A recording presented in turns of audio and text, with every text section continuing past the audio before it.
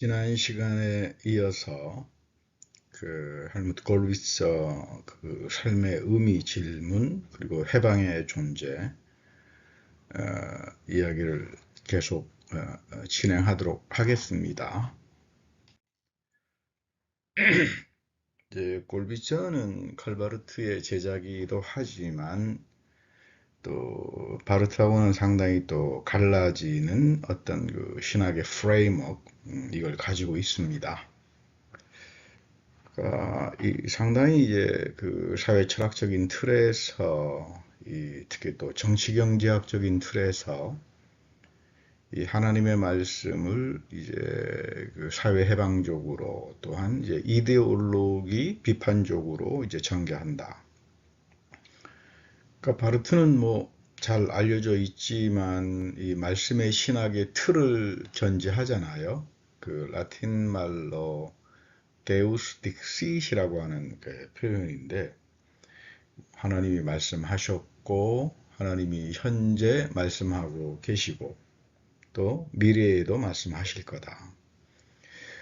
그러니까 이런 말씀의 신학의 틀에서 이 하나님의 시간성, 이 삼중적인 시간성, 과거, 현재, 미래의 근원으로서의 하나님은 영원하신 분인데 하나님의 영원성이라고 하는 것은 다른 것이 아니라 살아계심을 의미한다. 이제 이런 신학적 틀을 가지고 뭐 철학이랄지 사회 문제랄지 이런 모든 부분들하고 대화를 하고 또 연대도 하고 뭐 이런 방향을 바르트는 인식론적인 틀을 갖는데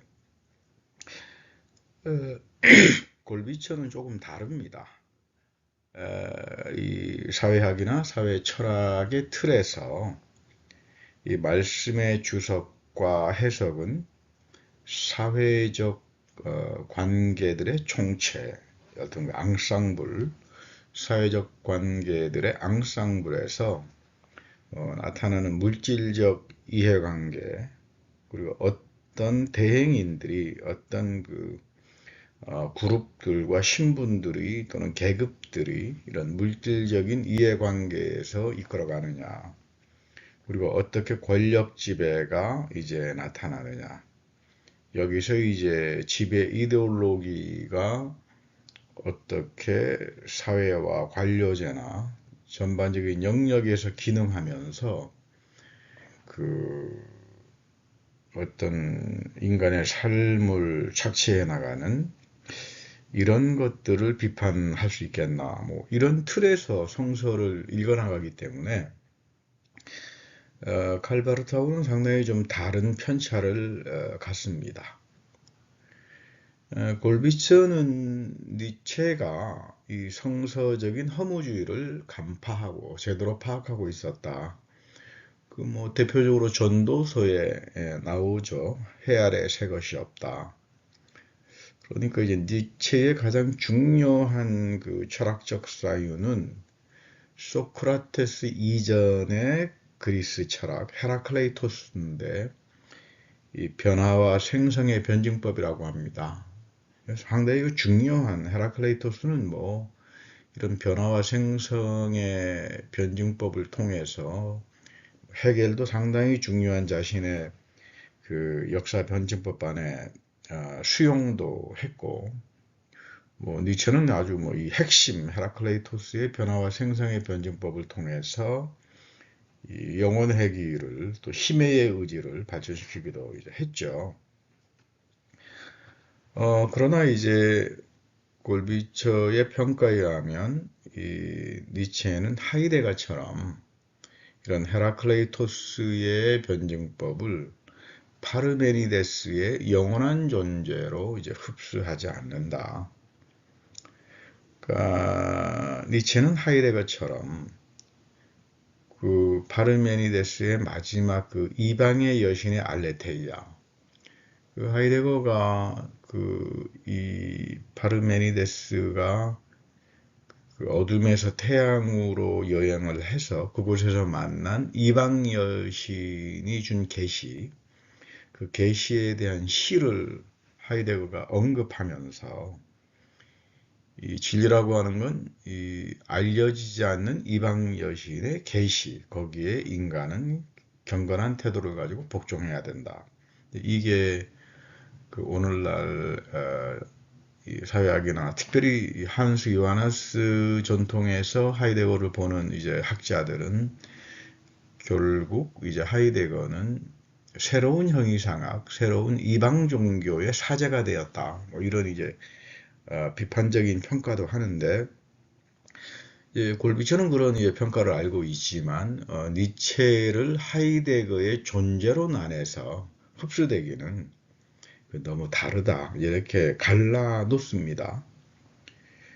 니체에게 영원한 정의와 고통이라고 하는 것은 헤겔처럼 그렇다고 해서 변증법적으로 매개가 되는 건 아니고, 뭐 대립도 되고 갈등도 있지만 매개와 뭐 지향을 통해서 이런 쪽으로 가는 것이 아니라, 니체는 각각이 다른 항이 승화의 계기를 갖는다. 이거는 상당히 칸트적이에요. 안티노미의 역설이라고 하는데, 뭐 하나님이 존재한다 또는 하나님이 존재하지 않는다, 맞을 수도 있고 틀릴 수도 있다. 이거 안티노미죠. 서로의 대립항이라고 하는 것은 다 나름대로 의미가 있기 때문에 긍정될 필요 있고 승화의 계기를 갖는다. 뭐 이런 칸트적인 사유가 여전히 이 니체 안에 담겨져 있다. 이 하나가 만유가 되는 생애 과정, 뭐 이건 헤라클레이토스의 이야기입니다. 뭐 생성과 변증을 통해서 많은 그 변화들이, 그 사물들이, 존재자들이 이제 출현하잖아요. 그것을 이제 그 유명한 말로 뭐 똑같은 강물에 두 번 들어갈 수 없다. 헤라클레이토스는 모든 만물이 서로 다 이제 변화하기 때문에. 그러나 이 니체는 이걸 생애 과정에서 파악을 했고, 이 출생과 죽음이 이제 나타나는 어떤 우주적인 게임, 이런 우주적인 게임에서 인간은 어떤 합리적이고 이성적인 존재라기보다는 이 자신의 욕망과 충족, 본능, 여기에서 지배하려고 하는 아주 그 사실주의적인 인간의 모습을 이제 니체는 파악을 했다. 이런 관점에서 골비처는 영원 회귀를 해석합니다. 우리가 칼바르트의 니체 해석에서 봤을 때는 이제 바르트는 어떤 그 영원 회귀에 대해서는 중요한 언급을 좀 안 하고요. 이 에케 호모의 서문과 마지막 결론에 나타나는 그 나를 이해했느냐, 이 디오니소스와 십자가에 달린 자, 뭐 이런 식으로 이제 그 툴을 가지고 이제 칼바르트는 해석해 들어갔지만, 골비처는 보다 더 이제 영혼회귀라고 하는 것을 이제 말을 하는데, 이 영혼회귀는 디오니소스의 생애 원리를 긍정하는 형이상학적인 표현이다. 그러니까 니체 자신도 형이상학을 뭐 없앴다고는 볼 수 없고, 또 힘의 의지를 통해서 의미의 부여를 창조적으로 예술의 영역에서 중요하게 본 사람이기 때문에, 이런 측면에서도 골비처는 그렇다면 유대 기독교 야훼에 대한 신앙이라고 하는 거, 그걸 하이데거처럼 형이상학적이다 또는 허무주의의 표현이다, 이렇게 가져갈 수 없다. 뭐 이렇게 이제 형이상학을 중요하게 보는 거죠. 특히 니체는 이제 영혼회귀에서 아주 강렬하게 비판하는 게 기독교의 원죄입니다. 출생의 신비와 그 새로움이 있는데 왜 그런 그 어린아이에게 원죄라고 하는 걸 뒤집어 씌워가지고, 이 부분이 굉장히 중요합니다. 루터란들의 당대 루터란 정통주의자들이 갖고 있었던 교리주의에는 이제 어린아이는 뭐 원죄를 가지고 태어나니까 세례를 베풀어야 된다. 이걸 이제 니체가 상당히 혹독하게 교리주의화된 언제 예수가 원죄를 이야기했느냐. 그러니까 복음서는 원죄에 대한 언급이 없잖아요. 그러니까 니체가 상당히 복음서를 아주 깊이 있게 읽었다 이런 증거가 되는 거죠. 그리고 뭐 구약의 토라의 히브리 성서 토라에 과연 원죄에 대한 게 나오느냐. 어쨌든 이제 도매금 처리가 되는 겁니다. 유대 기독교는 이런 원죄에 대한 잘못된 도덕 체계 때문에 이 삶을 부정하는 데카당스로 간다.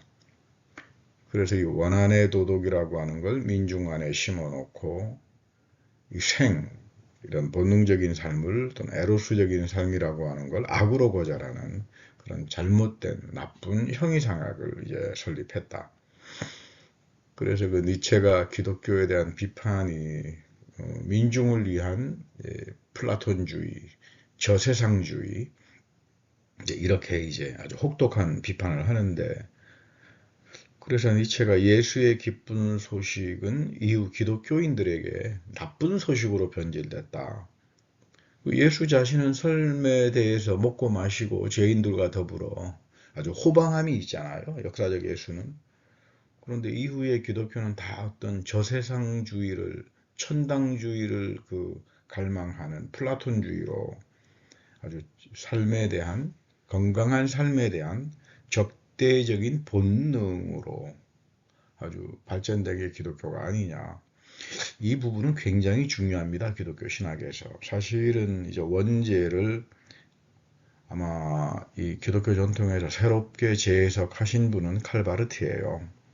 그러니까 흔히 루터교 정통주의나 칼빈주의 정통주의에서 말하는 어린아이에게 원죄를 뒤집어 쓰는 거는 비성서적이다. 바울은 그렇게 말한 적이 없다. 우리 모든 존재가 하나님 앞에서 아담과 같은 대표성을 가지고 살아가는 거지. 이 부분 이제 상당히 중요합니다. 바르트가 일종의 교의학의 혁명이라고 하는 이야기인데 기독교는 그런 식의 원죄주의하고는 이제 상관없다. 이제 그거를 이제 골비처는 아주 중요하게 수용하죠. 그리고 이런 니체의 기독교 비판, 교리화된 잘못된 교리주의에 대한 비판은 기독교인들이 경청해야 한다. 재미있는 것은 니체는 이슬람을 힘의 종교로 봤어요. 스페인 이슬람 문화를 아주 높게 평가했죠. 여러분 사실 이 스페인 이슬람 문화, 이 스페인에서 10세기, 11세기에 아주 융성했던 이 아비센나, 아베로스, 알파르비 이미 거기서 이제 그레코 철학, 아리스토텔레스에 대한 번역과 해석 작업들이 되어 있었고 뭐 상당한 도서관, 대학의 도서관들 일종의 유럽에서 1차 르네상스를 일으킨 곳은 당대 이제 안달루스라고 말을 합니다만은 스페인에 있었던 이슬람 이제 문화예요. 이게 이제 토마스 아퀴나스하고 연결이 되고 또 서구의 르네상스에 젖줄을 대어주는데 사실 이 스페인 이슬람 문화는 오늘날 굉장히 중요하게 연구들이 되는데 역사사회학 쪽에서는 거의 핫 이슈에 들어갑니다. 왜냐하면 기독교와 이슬람과 유대교가 공존의 문화를 이 스페인 이슬람 문화 이쪽에서 이제 가지고 있었다. 그래서 요즘 종교와 평화에 대한 언급을 하는 모든 중요한 종교학자들도 이제 이 기독교와 유대교의 그리고 이슬람의 공존의 문화를 꽃피웠던 이 안델루스에 다시 말하면 굉장히 그 탁월한 이슬람의 르네상스 이런 부분이 오늘 우리 새로운 근대성을 추구하는데 중요한 자리를 갖는다. 이렇게 이야기들이 됩니다. 니체는 그레코 로만과는 달리 이 스페인 이슬람 문화 속에서는 감각, 그리고 미각, 그리고 신체 여기에 대해서 아주 중요한 말을 한다. 그래서 니체는 이슬람과 우호적인 관계를 유지한 프리드리히 대왕을 자유의 정신이다 이렇게 이제 높게 평가합니다. 상당히 그 당대 니체가 그렇게 충분하지도 않았던 정보를 통해서 오늘날 굉장히 중요하게 다루어지는 스페인 이슬람에 대한 문화와 예술 그리고 철학 이런 부분을 앞질러서 하나의 인류의 중요한 새로운 어떤 르네상스 니체는 절대로 역사에 대해서 포기한 적이 없습니다. 여러 차례 말씀드렸습니다마는 니체의 계보학에는 역사적인 분류가 있고 기념비적인 위대한 문화 두 번째는 이 문화를 보존하는 골동품으로서의 역사 이거 르네상스죠. 상당히 높게 평가하죠. 그리고 오늘 현재 역사로서의 비판의 역사 이거 계보학입니다. 어떻게 하면 위대한 기념비적인 역사와 문화보존의 골통품적인 역사 속에서 오늘 우리들의 삶을 위해서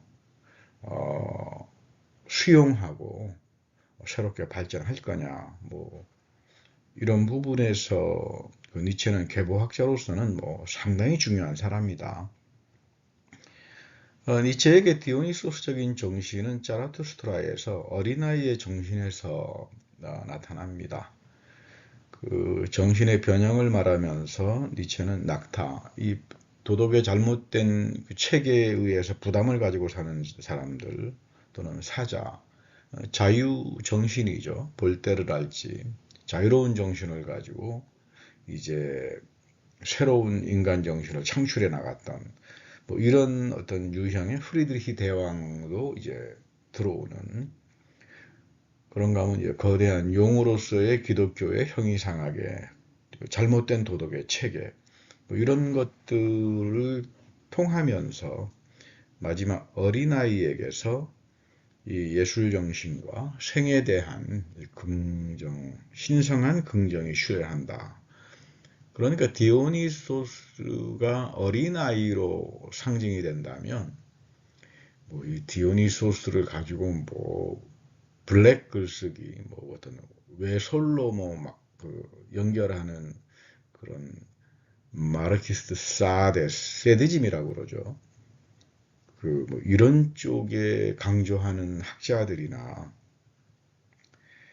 그 좀 문제가 있지 않나 이제 이런 생각이 듭니다. 디오니소스적인 정신은 어린아이에게서 예술 정신과 생에 대한 신성한 어떤 긍정의 윤리로 이제 나타나는 겁니다.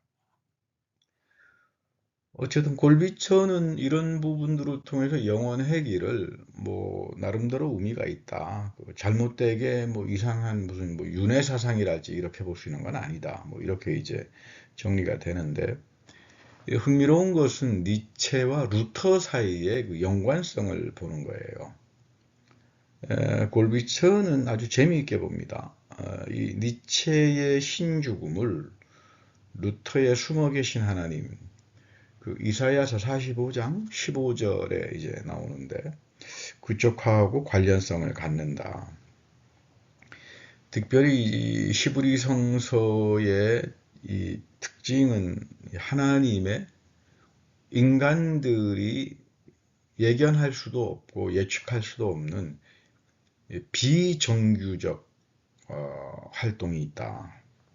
뭐 대표적으로 고레스를 통해서 이스라엘을 해방시키면서 고레스를 기름 부은 자, 메시아로 이야기할 정도잖아요. 하나님의 비정규적 활동.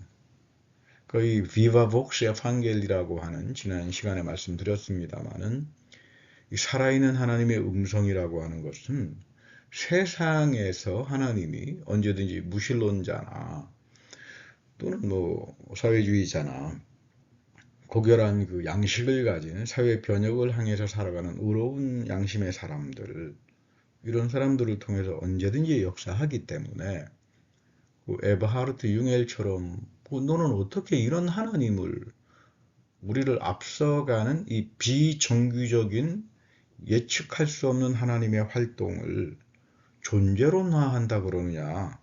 하이데거의 존재론을 가지고 이게 이제 골비처하고 에바르트 융엘의 아주 그 논쟁의 배후에 깔려 있는 하나의 신학적 또는 철학적인 오리엔테이션의 이제 문제입니다. 어쨌든 골비처는 이제 루터에게서 지옥으로부터의 절망이다. 그 라틴 말로는 레지그나티오 아드 인페르눔. 이거 루터가 평생에 걸쳐서 이 지옥으로부터 오는 좌절과 절망, 일종의 허무주의죠. 그 죽음과 무 이런 걸 이제 그 씨름하고 이제 그러면서 이제 복음이 갖는 그 혁명성, 거기에서 이제 구원의 의미라고 하는 걸 이제 파악을 했는데, 이 니체의 신죽음이라고 하는 걸 가만히 들여다보면 중세 시대의 지옥의 표상과 맞물려 있다. 그러니까 여전히 신죽음 이후에 니체는 인간에게 위로와 해방이 되는 영원회귀와 운명을 사랑하는 생의 긍정적인 태도를 통해서 인류를 구원하려고 한다. 이런 맥락에서 본다면 루터의 지옥으로부터의 절망은 니체의 허무주의에 비견될 수 있다. 사실 상당히 중요합니다. 왜냐하면 뭐 니체는 본대학에 있을 때 신학을 공부했고 아버지가 뭐 루터란 목사였고 하이데거 역시 뭐 가톨릭 신부가 되기 위해서 그 신학 공부하다가 나중에 철학의 영향을 받아가지고 철학적으로 이제 이행이 됐는데, 루터나 하이데거의 배경 속에 한쪽은 카톨릭적인, 그러니까 이 카톨릭에서는 뭐 아리스토텔레스는 상당히 중요하잖아요. 하이데거가 거의 뭐 아리스토텔레스 자기 철학을 이해하려면 아리스토텔레스 한 15년 정도 다 꿰뚫어 보지 않으면 자기 철학 절대 이해 못한다. 또 아주 뭐 마르부르크 대학에 있을 때 전설적인 아침 7시에 하는 아리스토텔레스 뭐 강좌를 열 정도로 그런 거 하면 니체 역시 그 당시 뭐 이 개신교 안에서 나타나는 이런 그 신학에 대해서는 거의 니체에 대해서는 정통에 루터에 대해서는 거의 정통에 있었다. 이렇게 볼 수 있습니다. 그런데 이제 골비처는 니체를 이제 넘어섭니다. 그리고 비판적인 질문을 하는데, 그 예수는 하나님으로부터 버림을 긍정했다. 누가복음 23장 46절에 나오죠. 이건 마지막 기도입니다. 그 나의 영을 하나님께 맡깁니다. 이제 그 하나님을 향한 사랑에서 예수는 지옥을 경험했고 운명을 수용했다. 여기서 골비처가 상당히 파격적인 주장을 하죠. 누가가 마가보다 더 역사적 예수에 가깝다. 나사렛 예수의 갈릴리 예수에 더 가깝다. 마가복음은 50년대 쓰여진 십자가복음 판본을 그대로 이제 갖다 썼는데, 이 누가의 편집사복음, 뭐 누가복음 1장에 보면 누가 자신이 자기가 어떻게 편집을 했는지를 아주 그 사실주의적으로 말하잖아요. 거기에는 마가에는 없는 이전의 자료들, 뭐 가장 대표적으로 Q 자료, 그리고 보다 더 역사적인 예수의 기록을 담고 있고, 이 누가복음 보면 예수는 찌찌를 입고 다녔다. 굉장히 중요한 표현이 나옵니다. 랍비였다는 이야기예요. 바리새파에는 속하지 않았지만 찌찌, 그 당시 바리새 랍비들이 입고 있었던 찌찌라고 하는 옷을 입고 하여라는 여자를 이제 병을 고치는데 그 부분에 대한 게 아주 예리하게 누가 속에서 나타나는데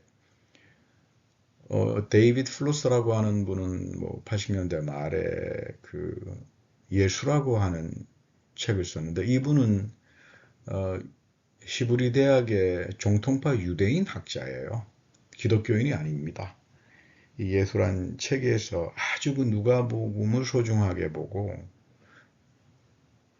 정통파 유대인이지만은 그 예수는 유대인의 메시아였다. 이거 부정하지 못한다. 오히려 누가복음 속에 예수가 유대인을 위한 메시아라고 하는 성격, 그게 그대로 역사적으로 증거되기 때문에 심지어 정통파 유대인 입장에서 이 부분을 이제 수용을 합니다.